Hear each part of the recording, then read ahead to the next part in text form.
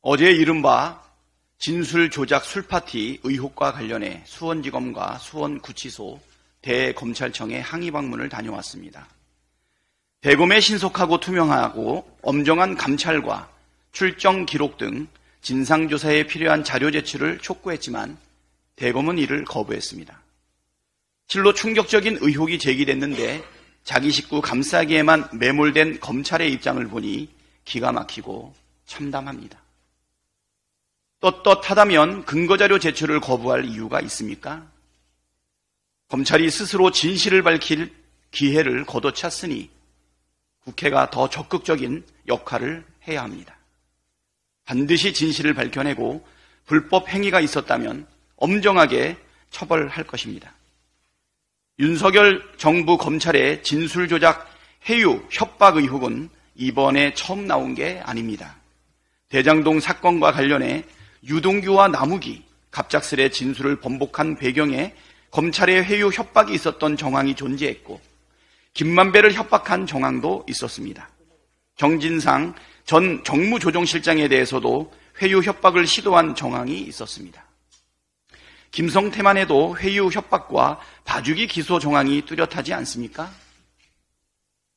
검찰은 김성태의 쌍방울이 북한에 800만 불을 줬다면서도 국가보안법이 아닌 외국한 거래법으로 그 위반으로 기소했습니다. 외국한 거래법은 국가보안법보다 형량이 훨씬 가볍습니다. 김성태가 입국 전후로 180도 태도 변화를 보인 핵심 이유로 검찰과 모종의 거래가 있었던 것 아니냐는 합리적인 의심이 존재합니다. 고발사주 사건 관련해서도 재판에서 면담 보고서를 조작한 사실이 드러났습니다. 검찰에 대한 불신은 검찰 스스로 초래한 것입니다. 윤석열 정부 들어 검찰의 수사 행태는 매우 비정상적이었습니다. 사냥하듯이 타겟을 정해놓고 뭐 하나 거릴 때까지 계속해서 털고 또 털어댔습니다. 별건까지 수사하고 무혐의 종결된 사건도 끄집어내 다시 기소하고 압수수색을 밥 먹듯 하고 검찰의 수사 권한이 없는 명예훼손 혐의 수사까지 막무가내로 진행하고 있습니다. 검찰 권력이 비대해지니 세상이 무법천지가 됐습니다. 이거 그냥 놔둬야 되겠습니까? 이런 악순환 반드시 끝내야 합니다. 작용에는 반작용이 따르듯 검찰의 무도한 수사 행태가 검찰개혁의 당위성과 의지를 더욱 키우고 있다는 점을 깨닫기 바랍니다. 화무11홍이라는 말처럼 아무리 큰 권력도 영원할 수 없습니다. 지금 세상을 다 가진 것처럼 굴고 있는 검찰도 마찬가지입니다. 민주당이 무도한 권력의 못된 행태를 반드시 바로잡겠습니다. 윤석열 대통령 장모 최은순 씨의 가석방 여부를 논의한다는 보도가 있었습니다. 일반인의 상식으로 보기에는 참 어처구니 없는 일입니다.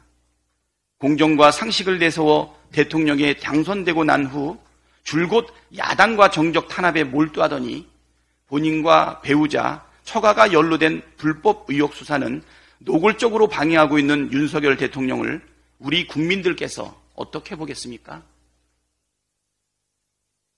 자기 손으로 잡아넣은 범법자를 스스로 사면하는 광경은 또 얼마나 기괴합니까? 민주화 이후 이렇게 노골적으로 불공정과 몰상식을 일삼은 정부가 있었습니까? 만일 최은순 씨를 가석방한다면 급격한 민심의 이반을 목도하게 될 것입니다.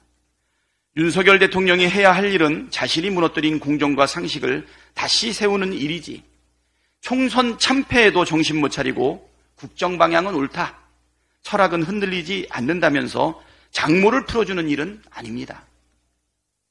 김건희 특검, 최상병 특검, 전면 수용 없이 공정과 상식을 말할 수 없습니다. 만인은 법 앞에 평등하고 아무리 큰 권력자라도 불법을 저질렀으면 수사받고 처벌받아야 합니다. 그것이 바로 공정이고 상식입니다.